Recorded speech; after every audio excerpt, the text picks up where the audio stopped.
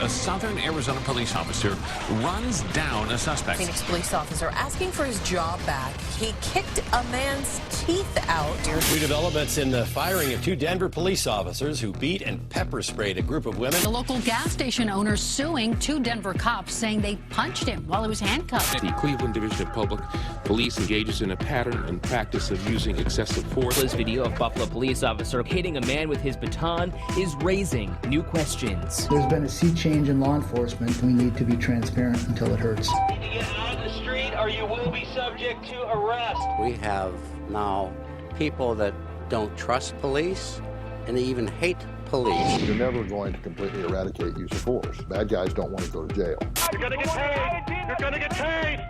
Do it now. Do it now.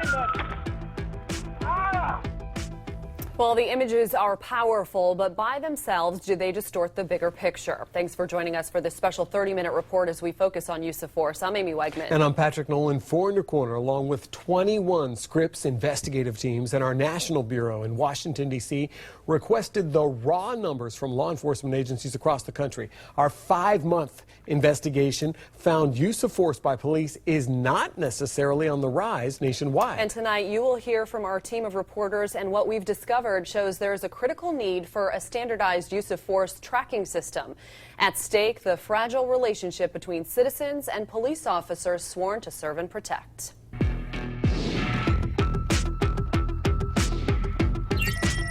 It is impossible to forget the last moments of Eric Harris's life. Tackled to the ground, then shot by Reserve Deputy Robert Bates. I think to myself, why did this have to happen, and how much longer will the citizens of America put up with it? Andre Harris is Eric's brother. Just because you got a badge and a gun, and you can, don't mean you should.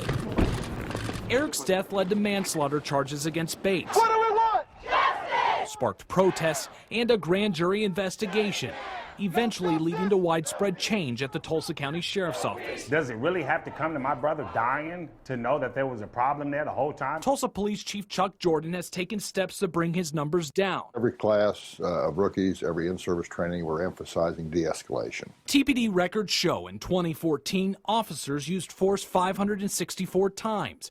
In the first 5 months of this year, 213. I think we're realizing that we don't have to be as heavy-handed, nor should we be as heavy-handed. Get on the ground, take your hands out of your pockets. Damn, with the gun too though. The guy got a gun. Wow, you're tough. You're a real tough guy. This deputy came armed with a canine and a gun after a group of men were stopped for hopping a lowrider in the middle of the street. I'm like, wow, like all this for hopping a car? I couldn't believe it. Why am I being detained for? Phone down now. Luckily, we had a video. So if we didn't have this video, we wouldn't be standing here right now. If at any point you're having a conversation with somebody, is it necessary to push them to the ground and hit them? Brandon Schreiber is the guy in this video getting shoved by Denver police officer Choice Johnson, whose 30-day suspension was recently overturned. The city is now appealing that decision. An officer who is trained, very well trained to manage situations far more intense than that, should not need to use that type of force. The reality is there are officers who use force inappropriately, and we need to deal with that. Then there was Tamir Rice. On November 22nd, 2014, the 12-year-old was shot and killed by Cleveland police. My son was a baby, you know, innocent, too young to even understand what's going on. Police can use deadly force where the police have probable cause to believe that the suspect poses a threat of death or serious bodily harm to the public or the police. This is terribly important. Police officers are given this awesome power to make arrests, to use force, and to take human life when it's legally justified. We ought to have data on that. There's no excuse for not having it. Over the past 5 months, our Scripps investigative team of reporters dug into the use of force records from police agencies across the country. Scripps discovered that more than half of the agencies show use of force is actually going down. with just a quarter on the rise. It's true in Overland Park, where police records there show a steady decline. Baltimore is one of those departments leading the downward trend in excessive force. And the Pima County Sheriff's Department may be headed for its lowest use of force for many years. Phoenix PD's self-reported use of force has stayed relatively flat in the last few years, from 451 to a high of 525. But compared to other large departments, is that good? Bad? Well, without reviewing every single incident, it's impossible to tell. For example, Detroit Police and the San Diego County Sheriff's Department each have about 1,000 fewer officers than Phoenix, but both have significantly higher use of force stats. Why? It's all in what they consider use of force. For the San Diego Sheriff's Department, in 2014, they counted 941 times when officers pointed a gun or taser. Phoenix Police reported none because they don't track that as a use of force at all. Police officers across the country and in our area know they're under increasing scrutiny. We don't shy away from being looked at. Local attorney David Robinson, a former Detroit cop, specializes in cases of force. The advent of the video, that has changed the way that the public sees police officers in action, but it hasn't changed police officers. About 99.9% of the time, we do it the right way. If there's something that we're doing wrong, you know, we want the public to bring it to our attention. We don't want our officers behaving that way. Our officers don't want to work with officers who behave in that way.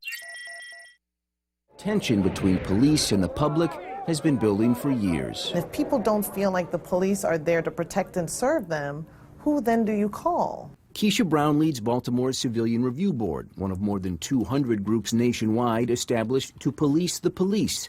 But as we've learned, each city has its own limitations. We can interview witnesses, other officers, but the accused officer, it's voluntary whether they participate in the process or not.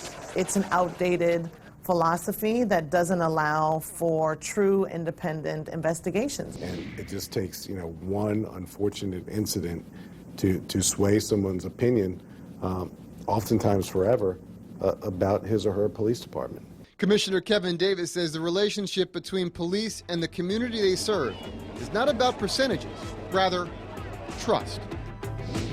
And coming up after the break, we are revealing why some say police use of force information is actually less than reliable. Well, why is one agency capturing it one way, another agency capturing it another? That's a problem. I am not afraid of the stats. Bring them on. And later. If you can collect data on one side of the equation, you ought to be able to collect the other side. There's really no excuse for this.